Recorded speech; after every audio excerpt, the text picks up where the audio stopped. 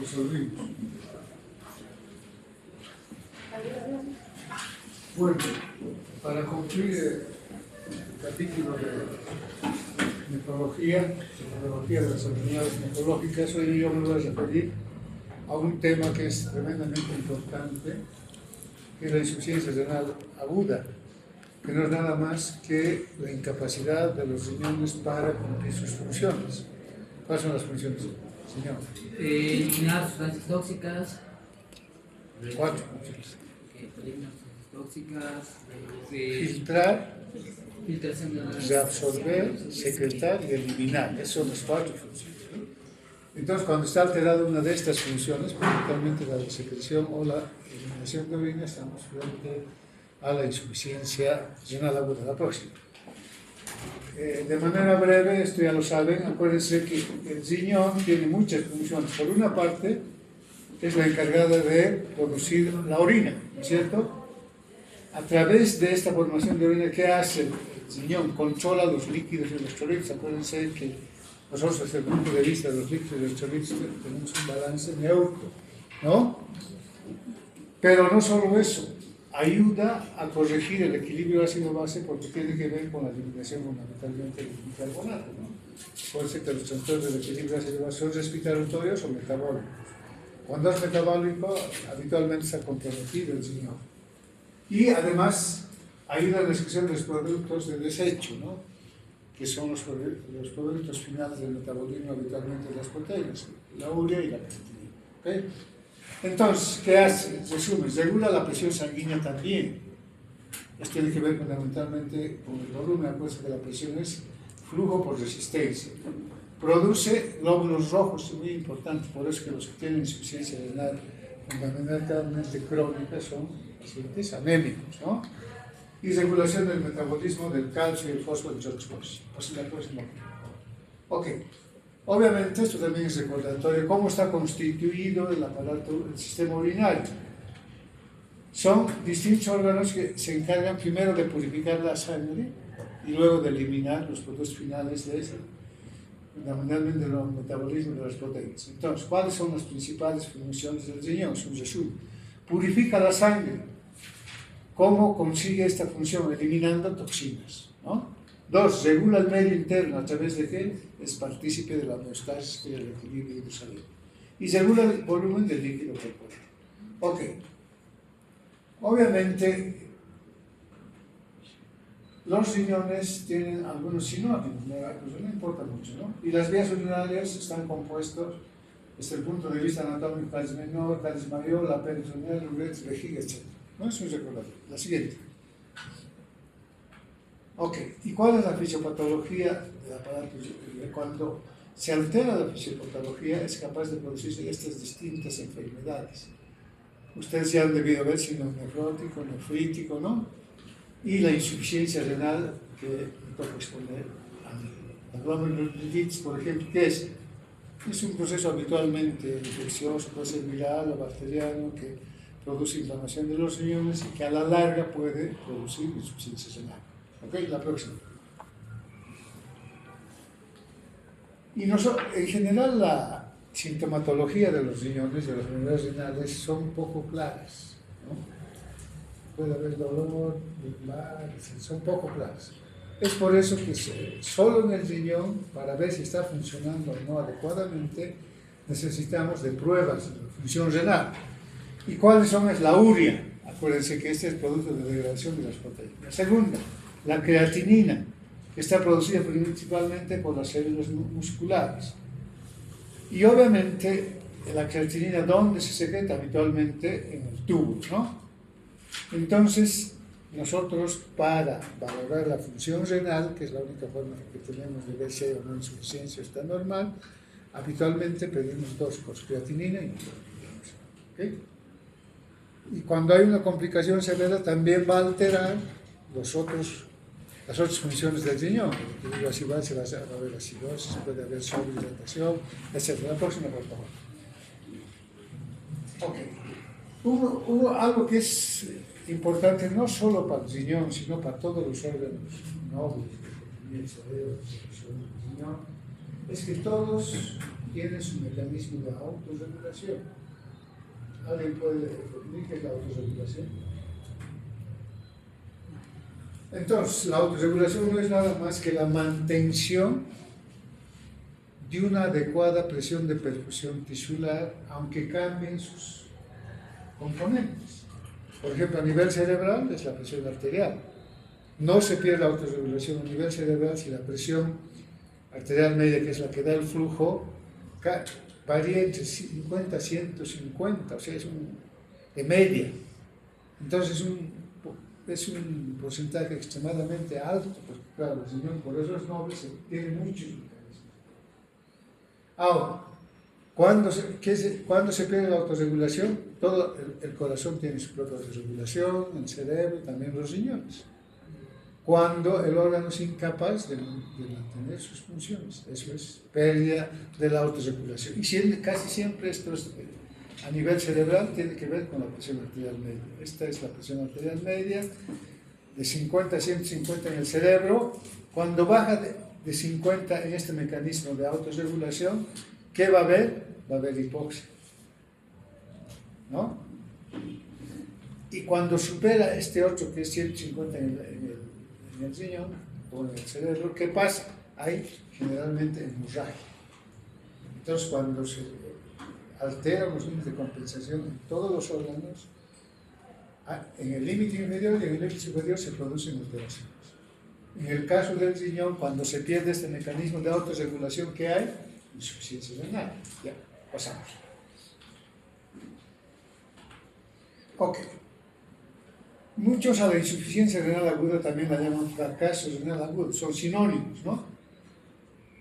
¿Cuál es el concepto de esta complicación? Porque suele ser secundario a muchas enfermedades renales, ¿no? Entonces, ¿cuál es el concepto? Primero, no es una enfermedad, sino un síndrome clínico, en principio, aunque la sintomatología es poco clara, ¿ok? Este síndrome clínico, ¿por qué se manifiesta? Porque hay un deterioro brusco, repentino de las funciones renales, acabo de describir, ¿no? Y finalmente existe un aumento en la concentración de los productos que el riñón elimina, de desecho, que básicamente son la creatinina y la urea. Entonces, eso es la insuficiencia renal, la próxima. Entonces, deterioro brusco, esto depende mucho, puede producirse en horas o días. Pacientes que cursan con shock, que tienen hipovolemia, el riñón, cuando un paciente está grave, hay que poner siempre una sonda vesical para medir la diuresia horaria. Y la diuresia horaria mínima tiene que ser 0,5 mililitros kilo peso hora.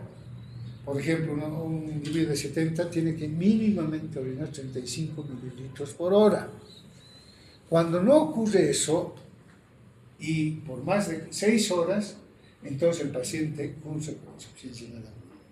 Nuestra obligación que tenemos los médicos habitualmente es en terapia intensiva es no permitir que haya disminución de la diuresia, porque son suficientes solo 6 horas para que el riñón deje de funcionar, ¿ok? ¿Y esto en qué se puede presentar?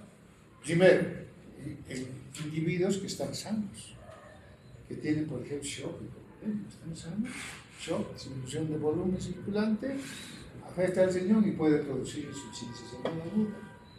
O en pacientes que tienen enfermedades renales, como el síndrome nefrótico, el síndrome de nefritis. En el curso de la glomerulonefritis, en el curso de su evolución, puede el riñón dejar de funcionar. Cuando deja de funcionar, se llama insuficiencia renal.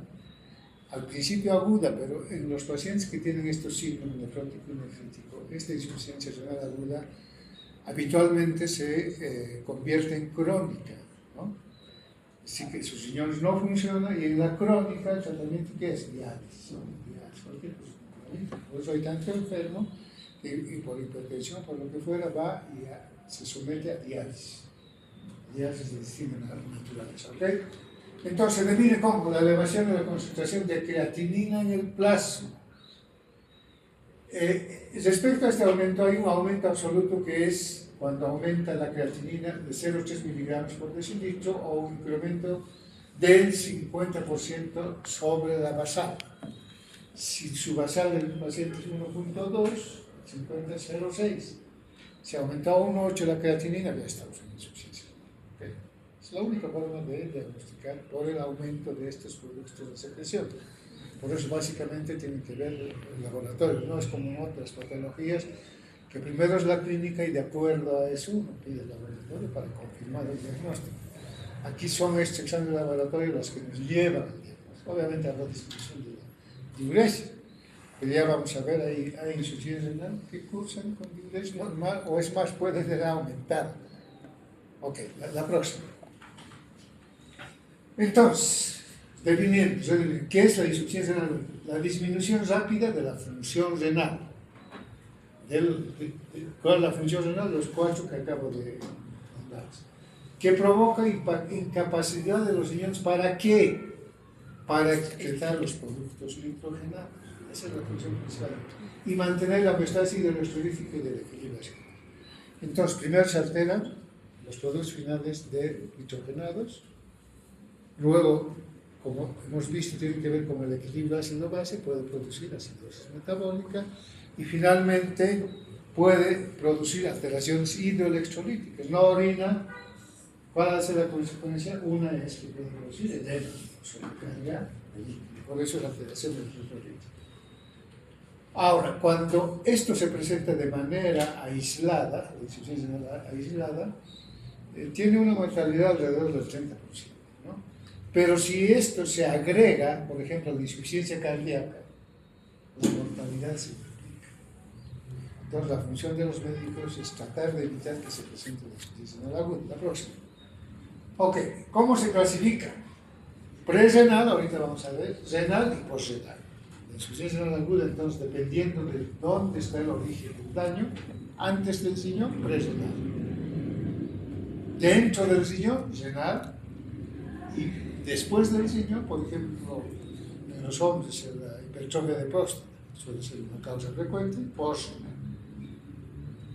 Obviamente hay algunos que son más difíciles de tratar, otros son más sencillos. La próxima. Ok.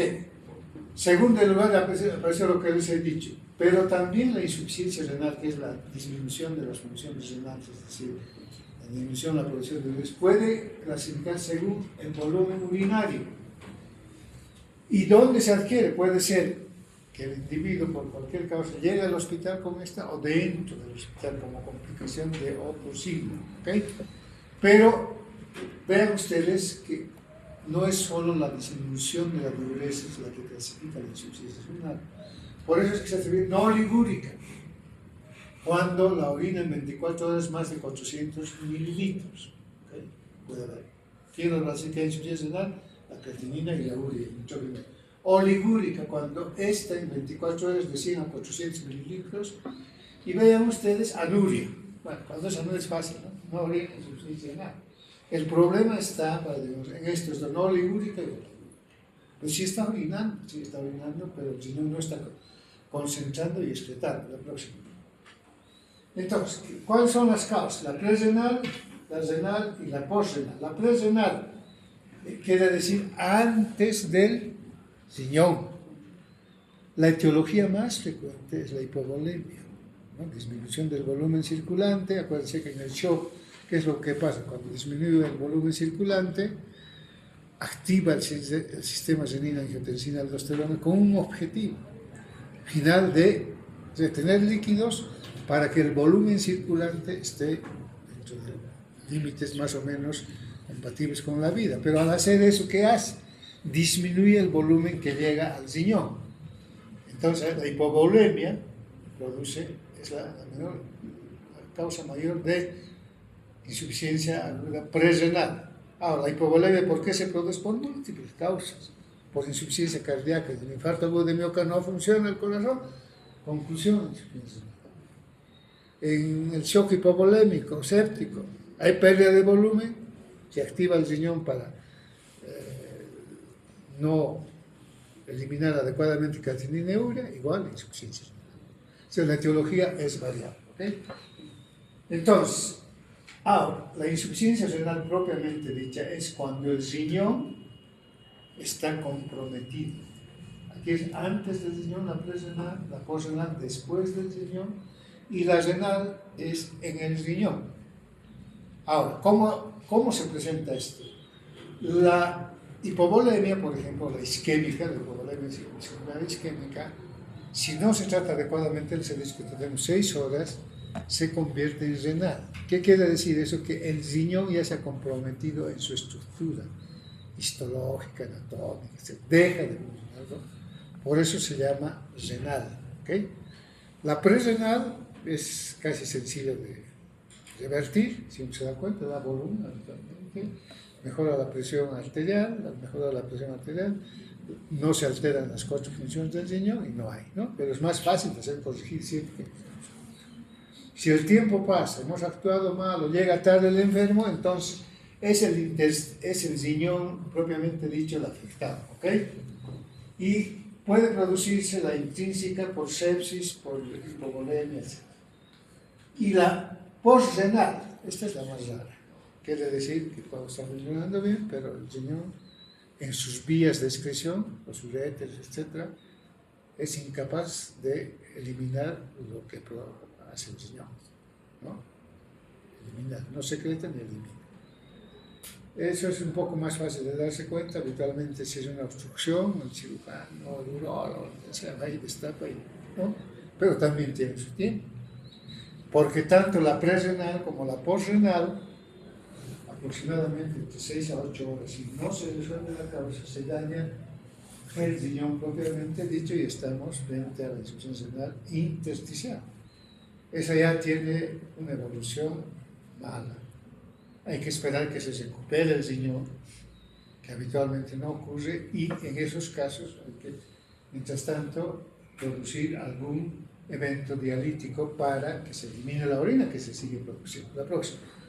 Ok, entonces, la causa renal aguda, presrenal, siempre con la disminución del volumen circulante efectivo. ¿Okay? Pero también puede ser relativo. ¿En qué caso? La insuficiencia cardíaca. Cuando hay disminución de este volumen, ya sea real o relativo, ¿qué es lo que va a haber? Hipofunción del renal. Primero no filtra, luego no secreta. Ahora, ¿cuándo es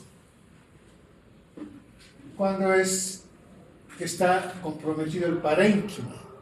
¿No? Aquí es insuficiencia renal establecida. Puede ser que distinta, puede ser que sean los vasos los que estén comprometidos, por ejemplo, en las vasculitis, o el glomérulo, o puede ser intestinal. Y esta, la anterocrosticular aguda, les he dicho que tiene su etiología principal en la isquemia, disminución del volumen circulante que lleva a isquemia, pero en algunas circunstancias puede ser tóxica. Por ejemplo, hay muchos antibióticos que son capaces de dañar el riñón y producir insuficiencia renal aguda. Puede ser medicamentosa o endógena, pigmentos, biliares, lo que fuera, ¿no? La evitable, la que nosotros debemos tratar, es la que tiene que ver con el volumen para impedir que realmente ya sea una insuficiencia renal intersticial. La prerrenal es la que cuando ya es intersticial ya no orina, o si orina no concentra, ¿no? O sea, es agua pura y no elimina los productos tóxicos de eliminación, y hay que esperar también que esto se suba. Entonces, insuficiencia prerrenal representa en muchos casos la respuesta fisiológica a lo que él está haciendo a la hipotensión renal, ¿no? Hay hipovolemia que hace el riñón, renina, angiotensina, aldosterona, vasoconstricción del arteriol aferente. ¿Con qué objetivo? De ahorrar volumen. ¿Para qué? Para que ese volumen vaya a los órganos más importantes, cerebro y corazón. Pero está sacrificando al riñón. Entonces tenemos que tener en cuenta eso. Esta alteración que hace desencadena disminución de la presión de ultrafiltración, y esto disminuye o favorece la disminución de la filtración glomerular. En síntesis, la insuficiencia renal está disminuyendo la filtración. Por eso es que los métodos de diagnóstico siempre son tomar políticas de porque sintomatología casi no existe. La próxima. Ok, la ira prerrenal puede complicar originarse en cualquier enfermedad que curse con hipovolemia. Todos los tipos de shock nos pueden conducir a insuficiencia renal. Disminución del gasto cardíaco, por ejemplo, infarto agudo de miocardio, tromboembolia pulmonar, si no se trata adecuadamente, no sé, vasodilatación sistémica.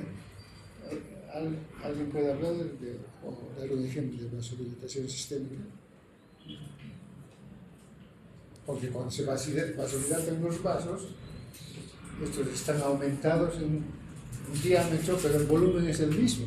Y como está aumentado el diámetro del vaso, la conclusión es que hay hipovolemia. ¿En qué circunstancias? Sistémica, el shock séptico. En el shock séptico uno no ve por dónde se está perdiendo el líquido, pero hay una disminución relativa del volumen porque hay vasodilatación. Significa que hay vasodilatación. Por eso es vasodilatación sistémica o renal selectiva. Eso es más claro. ¿Okay? Es cualquier etiología puede alterar en última instancia a la función del riñón. La próxima. Entonces, la hipovolemia, como les he dicho, puede haber verdadera y puede haber relativa. Verdadera, ¿cuándo es? Cuando hay evidentemente y objetivamente disminución. En hemorragia, en el shock, ¿no? O en el shock séptico. En el shock séptico ya se ha dicho que es relativo. Primero, esto produce vasodilatación hipovolemia verdadera, pero también se puede producir porque hay una vasoconstricción renal. Acuérdense que en el shock, vuelvo a repetir, es que es la causa más frecuente de insuficiencia renal, se produce vasoconstricción renal. Y si eso persiste en el tiempo, conclusión, no se filtra y no se elimina, y hay insuficiencia renal. Y la hipovolemia es de distintas características, ¿no? Puede haber selectiva, es lo más raro. Y lo más frecuente es que la hipovolemia sea sistémica, ¿no? Y difícil que sea solo. Pero hay, vamos. Ok, eso es. Entonces, acuérdense que el flujo sanguíneo renal constituye aproximadamente el 20% del gasto cardíaco. El riñón, en su corteza, de este 20% del gasto, de 5 litros, ¿cuánto es el 20%? 1200. Esos 1200 siempre tienen que llegar al riñón. Por eso es el 20% del gasto. De esos, la que más recibe el volumen es la corteza. ¿Ok? Pero ¿en qué porcentaje? Casi el 90%. Y el riñón, dice, es único por tener un consumo de oxígeno dependiente. Eso quiere decir que si hay llegada de volumen, el riñón va a consumir finalmente oxígeno, ¿no? Pero puede no ocurrir eso. No es como la insuficiencia cardíaca, en el infarto, ¿qué ocurre? Disminución absoluta del aporte de oxígeno. En la insuficiencia renal aguda puede haber aporte de oxígeno normal y aún así producirse insuficiencia renal por vasoconstricción. Está llegando bien el aporte, pero no está llegando a las nefronas, ¿no? ¿Y para qué es este flujo? Pues porque produce la oxigenación medular. Acuérdense que la médula recibe un 10% del total del flujo sanguíneo y, como dice la diapositiva, funciona con tensión de oxígeno bajas. Sigue funcionando, ¿no? Y el consumo de habilidades cardiacas de oxígeno por la también puede producir. Entonces, cuando estamos frente a los enfermos que están, por ejemplo, en terapia intensiva o están medianamente graves, ¿qué nos toca hacer como médicos? Un balance estricto de los líquidos ingeridos y eliminados. Y tienen que tener ustedes siempre en mente que mínimamente, ¿cuánto les he dicho que orina? 0,5 mililitros kilo peso hora. Si no orina esa cantidad, ¿qué hay que hacer? Hay que identificar la causa por la cual no está orinando. Puede ser hipovolemia. Si es hipovolemia, ¿qué vamos a hacer? Le vamos a dar volumen para mejorar ese flujo. Pero si es porque está fallando el corazón, infarto agudo, ¿qué vamos a hacer? Le vamos a dar alguna sustancia inotrópica, la dopamina, la vitamina, que tanto les hagan, ¿para qué? Para mejorar la contractilidad del miocardio y de esa manera hacer que el volumen llegue a los riñones, ¿no? Por eso aquí dice, siempre se debe hacer un balance estricto entre la demanda y oferta. Nosotros en terapia intensiva en esto somos muy cuidadosos, todos los días, en realidad hacemos balance cada 6 horas, porque ya se ha dicho que compromiso de decisión por más de 6 horas se establece la insuficiencia renal. Entonces tenemos que hacer de manera así. La próxima. Ok, mecanismos de la disminución del flujo renal. Esto nos va a llevar a disminución de la filtración glomerular, y esta disminución de la filtración glomerular que nos conduce a reducción de la presión hidrostática intraglomerular. Y cuando ocurre eso, se altera el riñón en su tejido y disminuye la superficie de filtración. Menos tejido que filtra. Primero, para eliminarla se tiene que filtrar, y si no se filtra, pues no hay producción de orina, ¿no es cierto?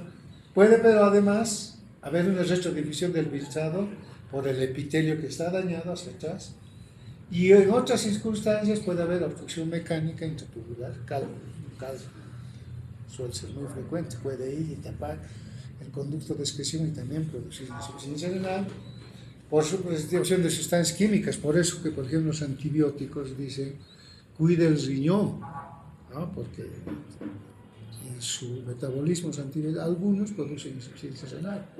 Por ejemplo, los aminoglucosas son los más comunes. Amicacina, de los más comunes, porque produce esto, precipitación de sustancias químicas. Y por hiperfunción intersticial, cuando hay edema, el edema siempre es acumulación de líquido en el espacio intersticial, se acumula pero el riñón en sí mismo está comprometido. La próxima, por favor. Ok. ¿Se ve? Entonces, resumiendo, la fisiopatología de la insuficiencia renal puede producirse por 2 causas. Esta es la más común, hipoperfusión, ejemplo Sion. Pero también puede ser por nefrotoxinas, ejemplo aminoglucósidos, que acabo de decir. Ambos, no importa la etiología, ¿qué es lo que produce? Primero, una vasoconstricción renal. Esto hace que haya hipoxia. ¿Dónde? En el riñón. Luego, las nefrotoxinas son capaces de producir una lesión tubular directa, ¿no? Y dañan el glomérulo de manera directa. Pero también la inflamación. Por ejemplo, durante la famosa epidemia del COVID, la insuficiencia renal por inflamación, porque las bacterias y los virus tienen esa capacidad de tomar o agredir diferentes órganos. En este circunstancias, ¿qué es lo que ve? Disminución de la presión hidrostática capilar. Este es el primer evento fisiopatológico. Si hay lesión endotelial, ¿qué es lo que se daña? La mácula densa. ¿Dónde está la mácula densa? En el túbulo pulmonar. Pero además, cuando hay lesión directa, a veces en la orina uno encuentra cilindros, ¿no? Habitualmente no se elimina cilindros en la orina. Si hay cilindros, quiere decir que hay concentración de algo, de proteínas, puede ser. Hay que investigar a qué se debe. Y esto hace que haya disminución de producto. Esto es un resumen de la fisiología. Bueno, la etiología es lo mismo, o es variada. La consecuencia es una, insuficiencia renal. ¿Por qué se caracteriza? Por suerte, en el mayor porcentaje, por suerte digo para el médico, para que el de maestro, mala suerte para el médico. Por suerte, cursa casi siempre con disminución en la producción de orina, que como les he dicho, hay algunos en los cuales la producción de orina está normal, la puede estar aumentada. Entonces, por eso hay necesidad siempre de hacer un seguimiento de la función renal, pidiendo creatinina, glucémico, que son los que van a elevarse en la insuficiencia renal, ¿no? Pero también hay que tomarle una gasometría para ver el tejido ácido base. Puede haber acidosis metabólica. ¿Por qué? Porque el bicarbonato está siendo alterado. ¿No? La próxima. Ok, entonces, la isquemia o la reperfusión, las células que señalan fundamentalmente son las tubulares. Estos van a producir 2 tipos de lesiones. Las más graves es cuando producen lesión letal, pero otras producen lesión subletal. Letal, ¿cuál es la diferencia entre estas dos? Que cuando se produce una lesión letal irreversible, es decir, que el paciente siempre va a acabar en insuficiencia renal. En cambio, la subletal, con las medidas que implementemos, dar volumen, etc., no es letal, es subletal, ¿ok? Esta letal, en la práctica, ¿en qué se traduce? En la muerte de las células renales. Que acuérdense por qué mecanismo se produce la muerte, por dos, ¿no? Por necrosis o por apoptosis. Que es la apoptosis, la muerte programada de la célula. Y esto hace que haya una redifferenciación, cambia la repolarización de la membrana, hay una disminución de la migración, y en este otro lado, la subletal, generalmente es porque hay algún tejido que se expolia, puede haber obstrucción tubular en qué, en la postrenal. En la postrenal, si uno se da cuenta que está obstruido, se obstruye, ¿no? O con una sonda, lo llama el urólogo, para si es un cálculo que está obstruyendo, para que le saque el cálculo y listo. ¿Ok? Y en la fase de destrucción, habitualmente tienen que ver los factores de crecimiento. La próxima. Entonces, ¿cuáles son los mecanismos de esta lesión celular, en fracaso o insuficiencia de una laguna? Primero, si hay alteración de las células, es incapaz de proporcionarle, sobre todo energía, entonces, déficit energético. Si hay déficit energético, ¿qué parte de las células se altera? Las mitocondrias, porque no pueden hacer su proceso de respiración. Pero además, cuando hay acidosis metabólica, se alteran las potencias estructurales, porque tienen que ver mucho con eso. Y aumenta la síntesis metabólica, por ejemplo, puede haber hipercalcemia. Puede haber hipercalemia. Acuérdense que el metabolismo del potasio, ¿por dónde se elimina el 99% del potasio? Por el riñón. Si está dañado, ¿qué va a haber? Hipercalemia. Es un metabolismo mal. Y las fórmulas estas ya son de hallazgo histopatológico, puede ser por apoptosis, por necrosis. Se le podría tomar una biopsia, mandar al patólogo para que nos diga cómo están las células del riñón próximo. Entonces, la necrosis de la laguna, mire, puede ser su fase de comienzo dependiendo del paciente en horas o días, habitualmente horas, pero también puede ser días. Si un día yo veo a orinado ni siquiera a 0,5, 3 días, seguro que por eso, una fase de extensión, cuando la insuficiencia renal progresa hasta prácticamente producir anuria. Primero olúdura y luego anuria, se llama la decisión. Y una vez que se ha producido la insuficiencia renal, hay una fase de mantenimiento que dura 1 a 2 semanas. Es el tiempo en el cual nosotros, los intensivistas, fundamentalmente empezamos a aplicar algún proceso dialítico. ¿No? En el obrero tenemos hemodiálisis, pero si no hay, puede ser hemodiálisis peritoneal. Se hace para sacar lo que está produciendo el organismo, se saca hasta que el riñón recupere su función, o sea, se restituye. ¿Okay? Eso se llama fase de recuperación. Entonces, la evolución clínica, una fase de inicio, de mantenimiento y de recuperación. Vean ustedes esta máxima, dice el 90% de los casos se resuelven en 4 semanas. Cuando el riñón es capaz de restituir su función hacia la restitución. Si uno no ha hecho los tratamientos adecuados, no ha mejorado el aporte de líquidos, no ha mejorado la función cardíaca, etc., ¿cuál es la evolución? ¿Qué es lo que esperamos en el riñón? Que evolucione en insuficiencia renal crónica.